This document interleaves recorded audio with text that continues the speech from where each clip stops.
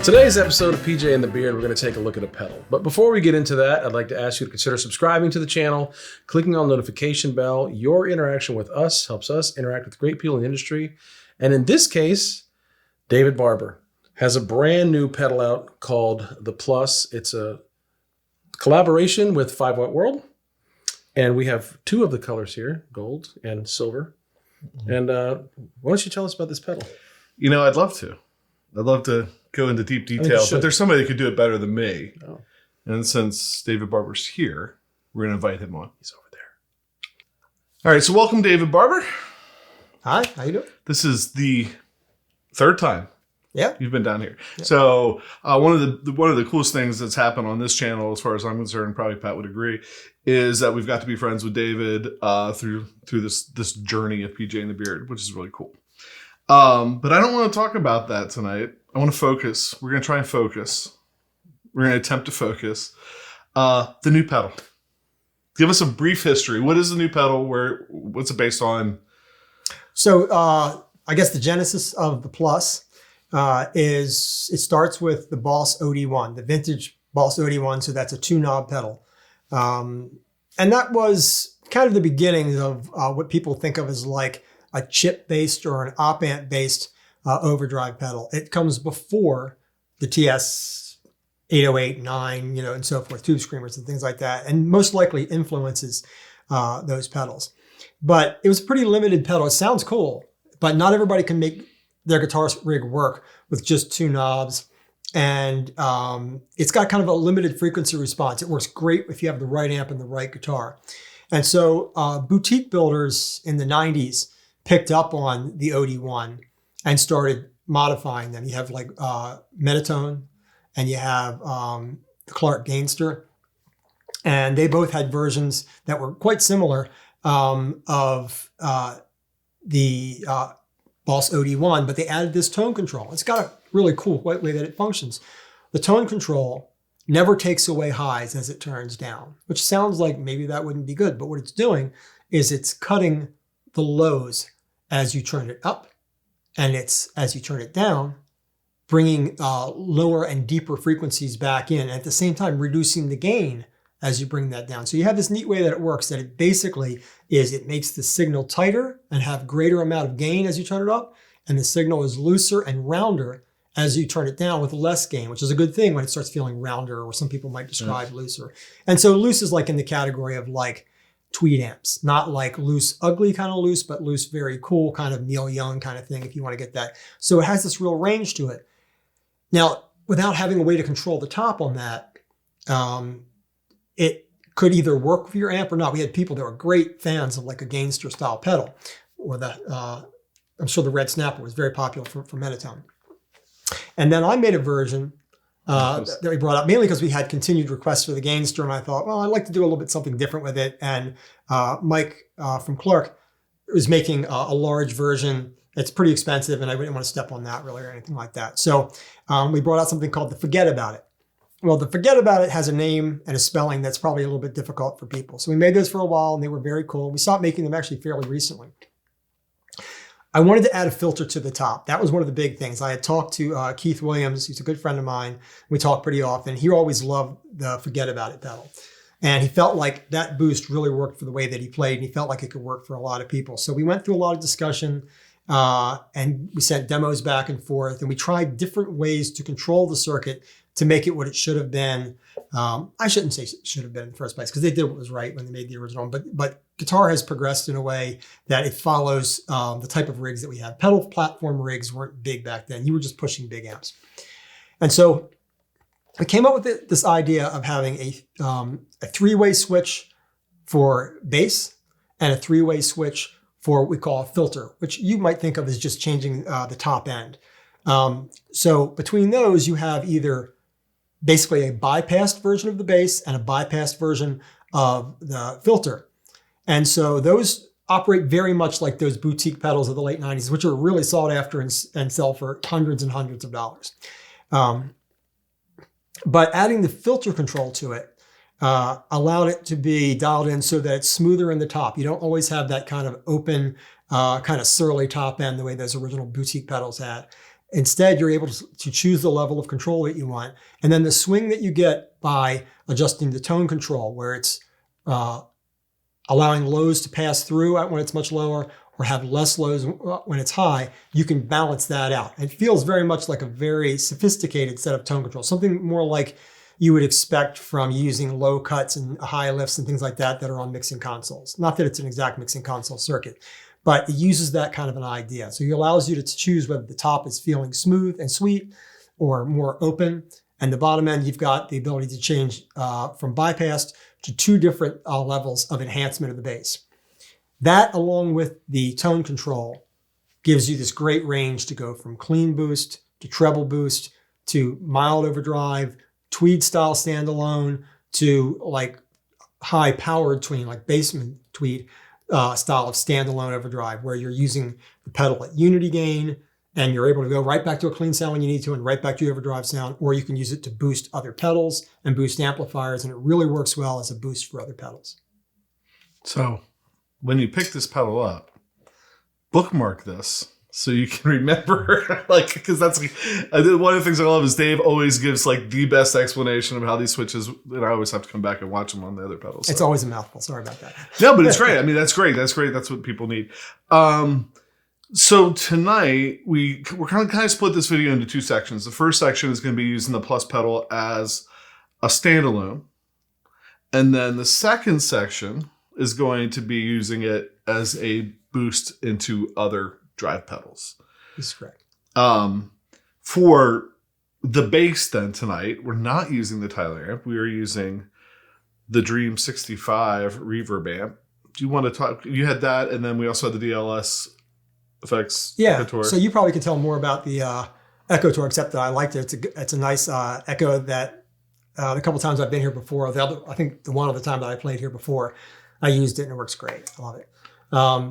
And do you want me to talk about that a little bit? Sure, if you want to give them just a quick rundown of what you did. I mean, most people know that UAD brought out these modeling effects, and their version of the deluxe reverb, the Dream, really does sound authentic enough, and it's so ubiquitous and so commonly used at this point that you can't be a pedal builder who ignores that modeling has become a regular part of stage rigs and home rigs and worship gigs and things like that, that you want to be able to make sure that you demonstrate your pedals with those sort of devices. They're so common at this point. So that's really why I like using that here. Yeah, very cool. Here's the clean tone.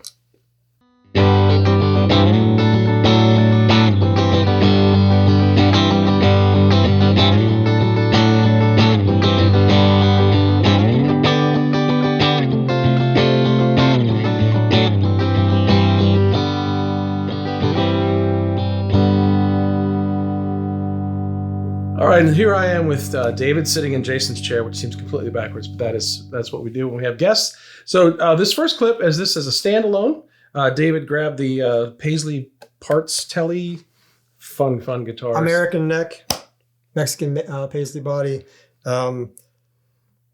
Fender Texas Special Telecaster pickups. Sounds great, as you'll hear.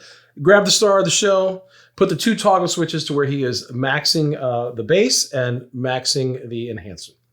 Okay, and so the reason that it's set up that way is it's a Tele still. So the filter is being used to control the top a little bit so that you can lean into the guitar, whether it's with the flash or pick, however you choose to do it, and not get piercing on the top end, but still it keeps the clarity there. And then the max bass, again, we're back to, or max enhancement for the bass, we're back to a Tele and how much bottom that it naturally has. You want it to feel like it moves some air, but you don't want to necessarily turn the bottom end of it into what a Les Paul would be expected to do or something like that. And so again, it stays clear and deep with that. So I'm adding some weight to the sound and I'm keeping the top from being piercing without getting any kind of a mute to the sound. It's something you can hear in the clip that you're going to hear in a second here. And then the tone control is just, I believe, set to keep it feeling like a vintage kind of tight but round kind of low end. And in this clip, he went through all of the pickups on this Paisley. Here we go.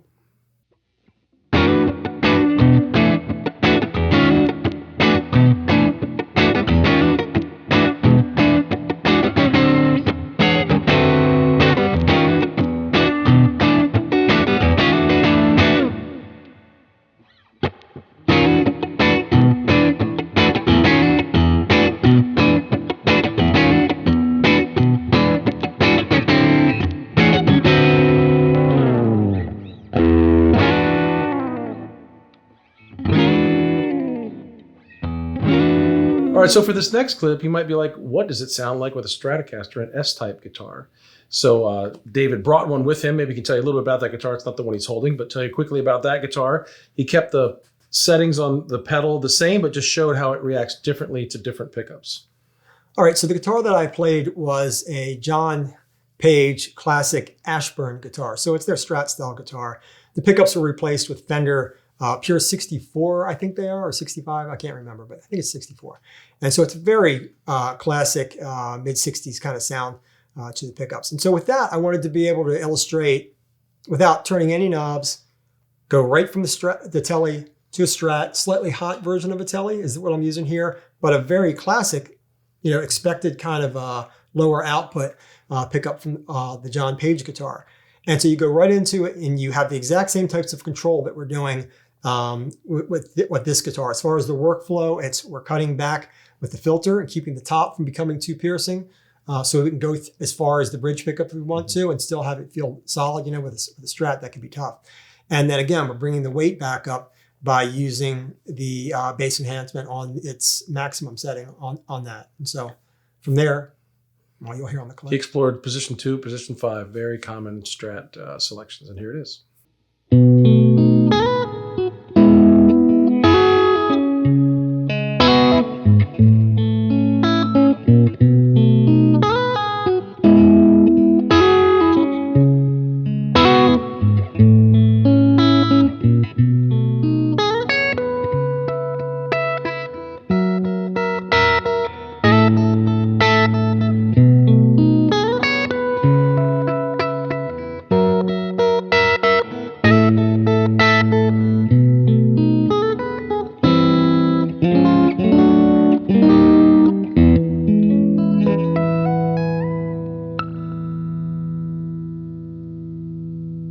So again, trying to put this pedal through different types of guitars.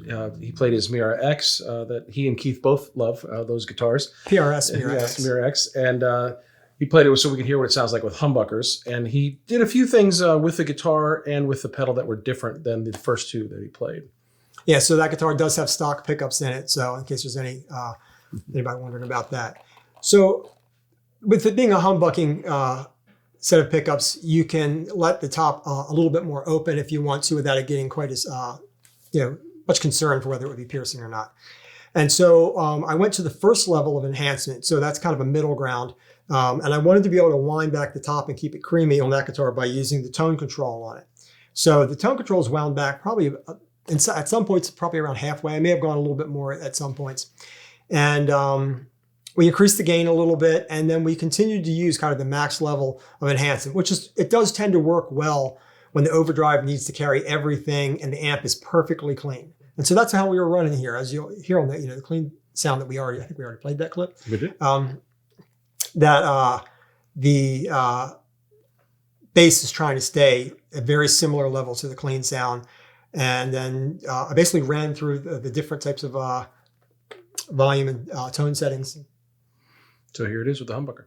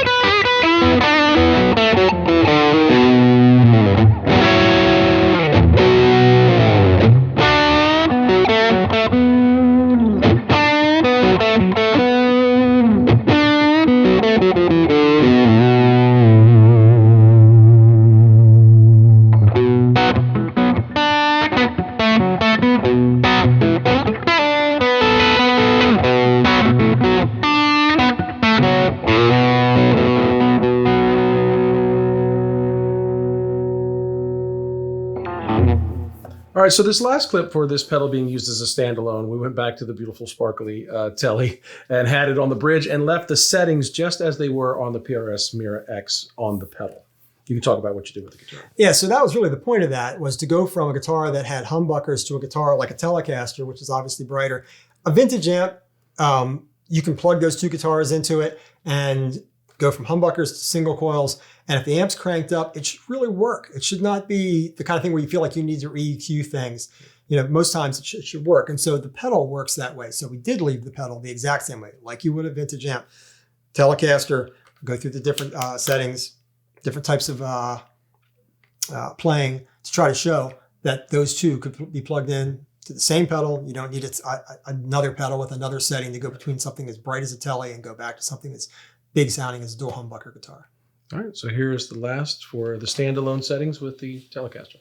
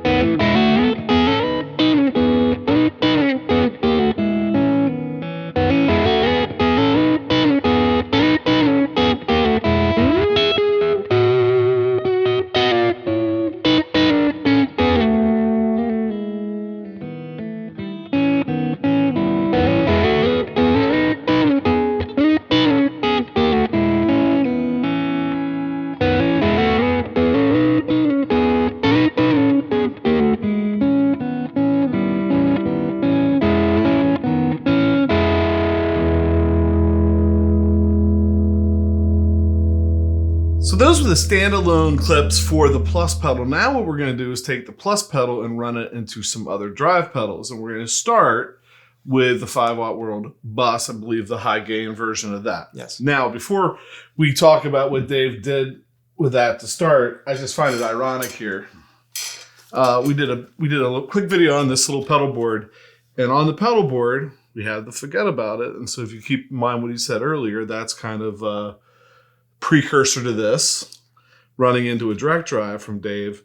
And one of the things that I really love about this setup is even if I click this on to boost the direct drive, when I roll my volume back, it cleans up still.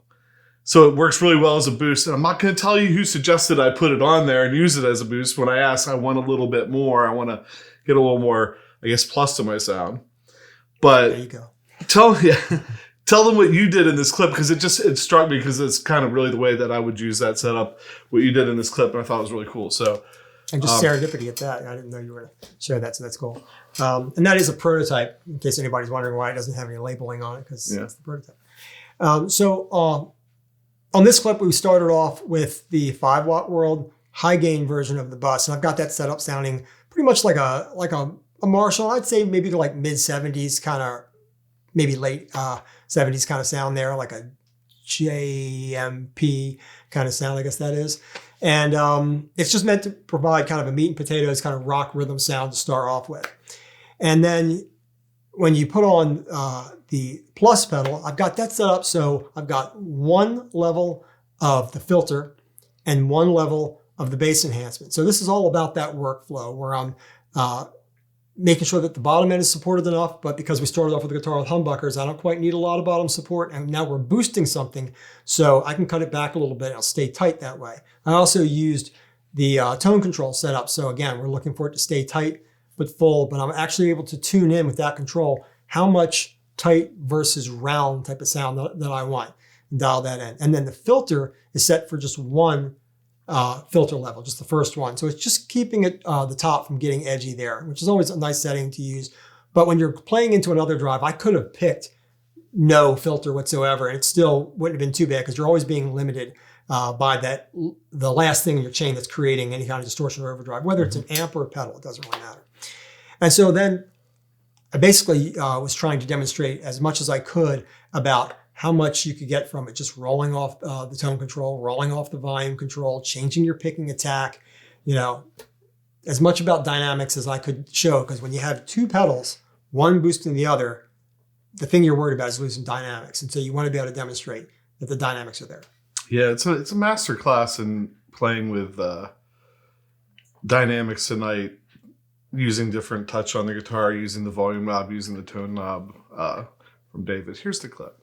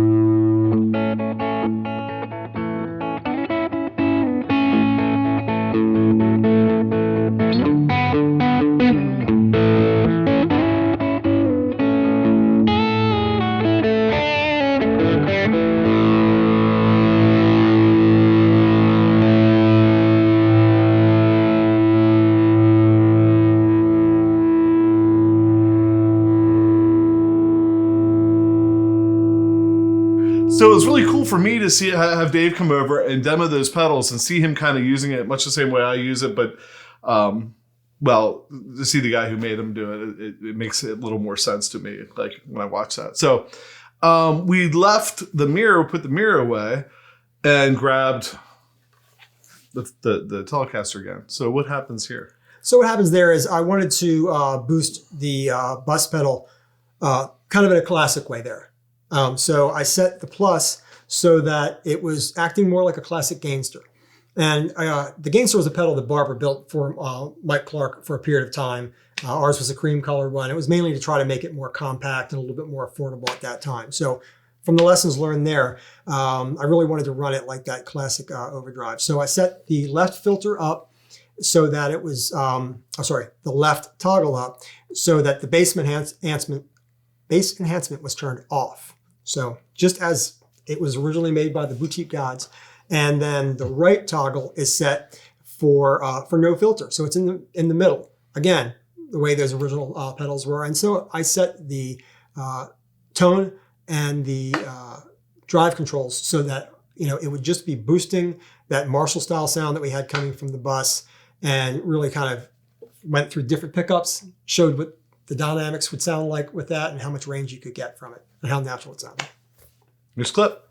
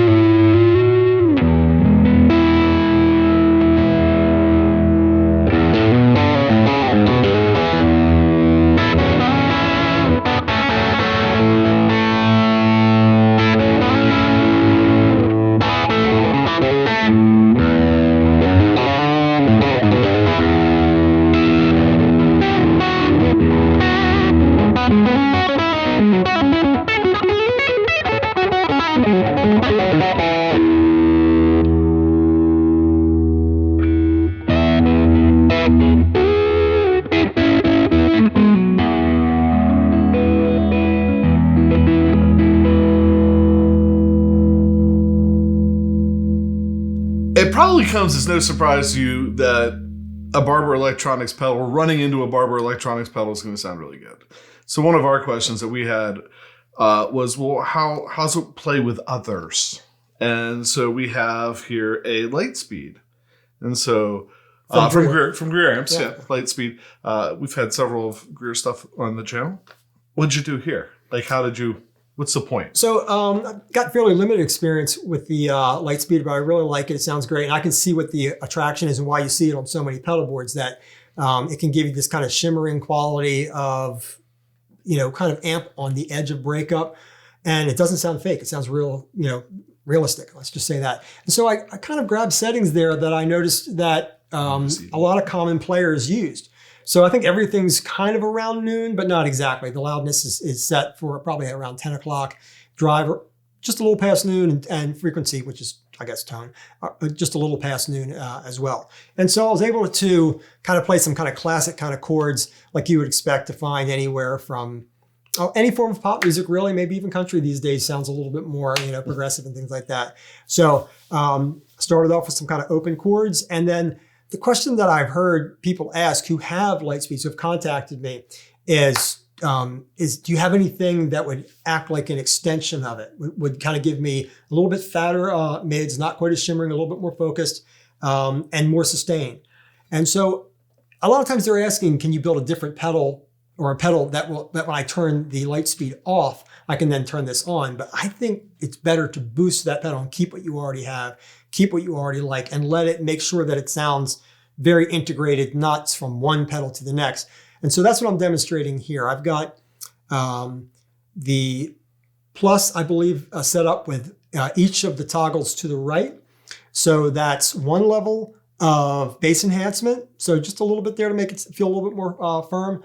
And then to the right on the filter control is keeping the top, again, with the Tele, from getting a little biting that we might not want. The bite is good from a Tele, but the extra bite, maybe not so much. The goal here is just to show it being extended, that you wouldn't notice anything more, that it sounds basically like somebody turned up the knob on that amp, to say, which is actually a Lightspeed. So that's what that demonstration was about. Plus pedal into the Lightspeed.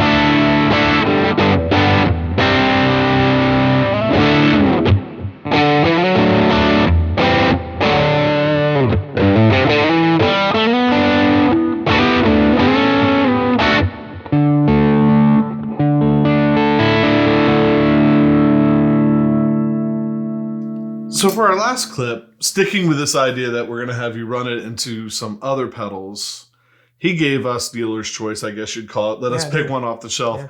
Yeah. We do have drive pedals down here that are not made by Barber Electronics. After like some serious consideration, one of the pedals that always sits right about there, I pulled down. This is the Analog Man King of Tone, and we had it on the right hand side, which is the red side of this pedal. Because why not? Like, why wouldn't you? Right? So have David plug into Analog Man. What'd you do with the Plus? Well, it was my first time playing through the Analog Man. It sounded great. I love the King of Tone after playing it. And it does have, I guess it's based on a blues breaker style thing. So it had some of that vibe. It's supposed to have that vibe, right? I was going to say, I'm not 100% sure, but I'm pretty sure that's what I've read on the forums, for as much as that's worth. And so with that, I felt like I wanted to use something a little deeper into it for the boost. It seemed like the sound that it produced, and again, I was going between like a rock rhythm sound and then something with more, you know? So I hope I didn't clip the meter. So I enhanced the bottom, and then the filter is just set to the first level of filter on the top. So I'm keeping the top under control, I'm letting the bottom fly, and I'm not worried about if the bottom gets a little less defined. I'm going for that classic kind of, since it felt kind of Marshall-like, when you crank up like a 4-input Marshall, the bottom is not necessarily especially together like a JCM 800 is or something like that. It actually feels like it is a little bit less defined. So I did that on purpose. It makes the top note sound creamier on that guitar, and so that's kind of a fun part of it. And so I went through I may have changed some different settings. I don't remember if I did on the guitar or not, or whether I primarily played rhythms. I think I played primarily rhythms when I was going there, just to show kind of like rhythm drive and then kind of exceeding the rhythm drive a bit. There's been a lot of guitar playing tonight. There has. I'm slightly lost. It's hard to remember exactly. But yeah, how about the clip?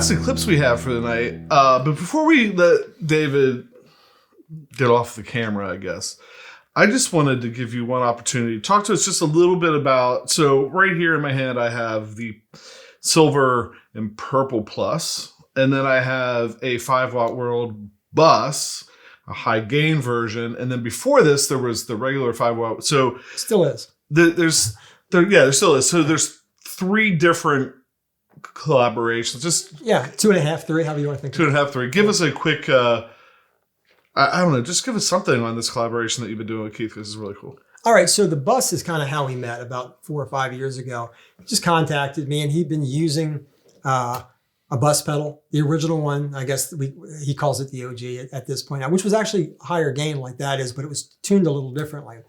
And he's got this, minimalist outlook towards his gear that he doesn't necessarily want to have 50 guitars at a time and a wall of, He likes other people to store his equipment for him. That could be it. That could be it. So he liked the idea because of that he had kind of a Dumble ODS type of signature sound there, and like a Marshall kind of signature sound, like a JCM 800 was going for on the original OG.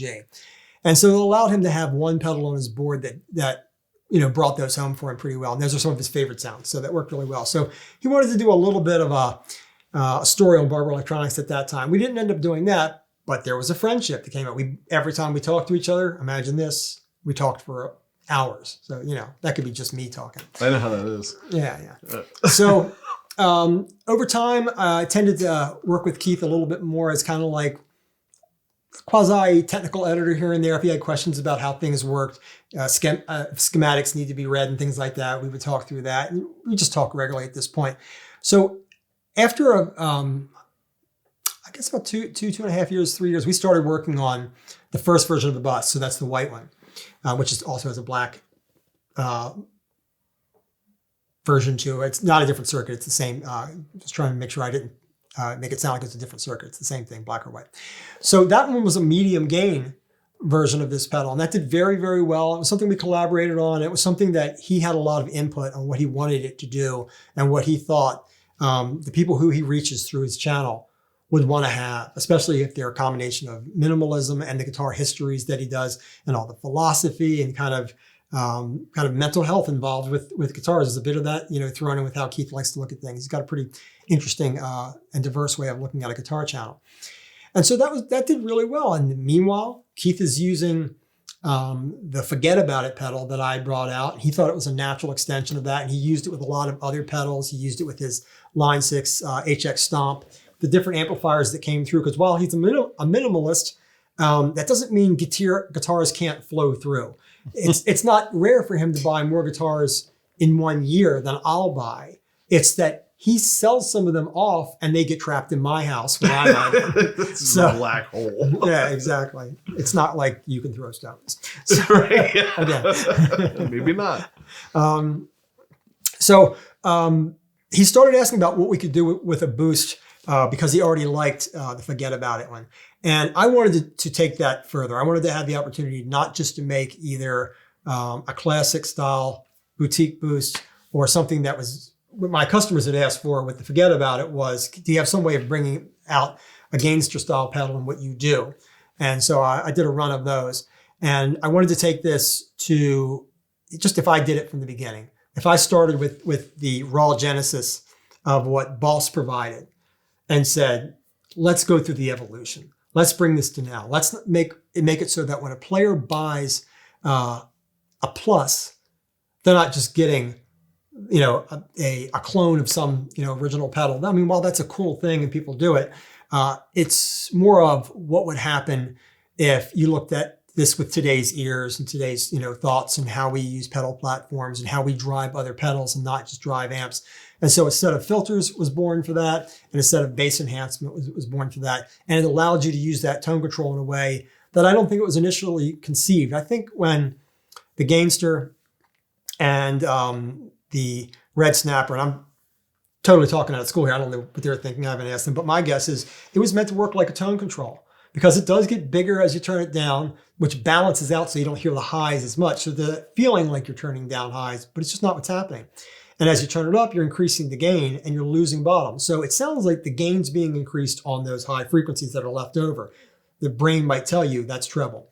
With this, I made it so that if you turned it up and you got that, what I thought was cool was when you turn it up, it's tight. It's just tight.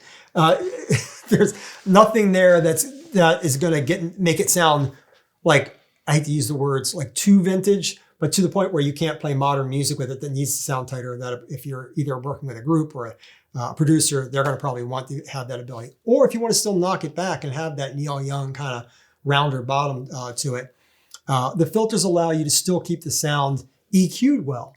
So you turn the tone knob all the way up, and then the workflow says to you, to compensate for that, I take the left-hand toggle, which is bass enhancement. I turn that up. I go to one of the different levels. It brings the bottom back to where it should be, where it should be.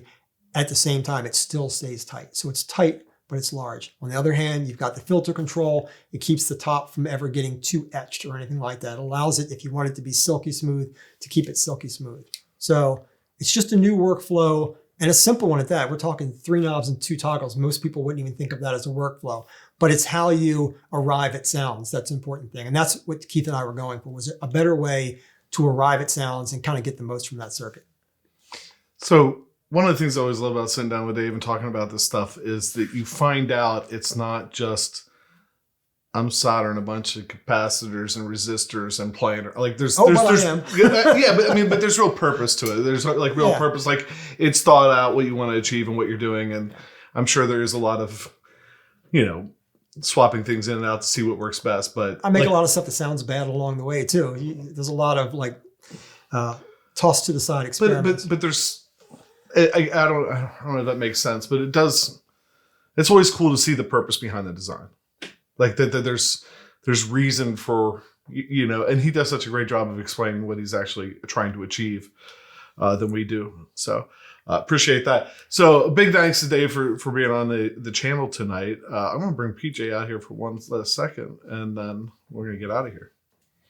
So once again, big thanks to David. I'd love to have him back on the channel again. I'd like to ask you down in the comments, what would you like? There's a couple options.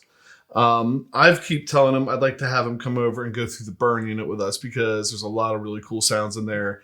And I'd like to hear him explain the toggles and how he gets those sounds. Another pedal that I'd really like to maybe see is the Exacta Fuzz. Of course, we have not done any episode on the 5-watt World Bus, either the regular version or the high gain version. So in the comments, or if there's another pedal that I didn't just mention that you want to see, I want him to do this.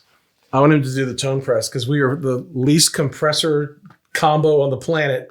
And I'd love for the guy that created parallel compression to walk us through this. Yes. Maybe he already did. So in the comments, what do you think? What would you like to see if we could get him back over here? And any final thoughts? That was great to have Dave here. I wasn't able to be here last time, which is why it probably took 2 less hours because I wasn't here. But it's always great to have Dave here. And sometimes your head is spinning, but he always says a few things that really stick with you. And you kind of understand, like you said, the purpose behind what he does. And love to hear his playing. We could just listen to his playing all night. So I'm just glad he came. Glad I was here to experience it. I can't wait to plug one of these in when we can fire it through an amp and see how it breathes. Right. So check out the Plus pedal. Let us know what you think. And I think with that, thanks for watching. Thanks for clicking the subscribe button, notification bell, leaving a comment, any of that stuff. Anytime you interact with the channel, that's what helps us make relationships with cool people like David Barber from Barber Electronics and Keith Williams from 5-Watt World to bring cool gear in here to share with you. So with that, I'm PJ. On behalf of the Beard, reminding you, no matter what you hear, you never have too much gear. I got to go. Dave and I are late for Overtalkers Anonymous.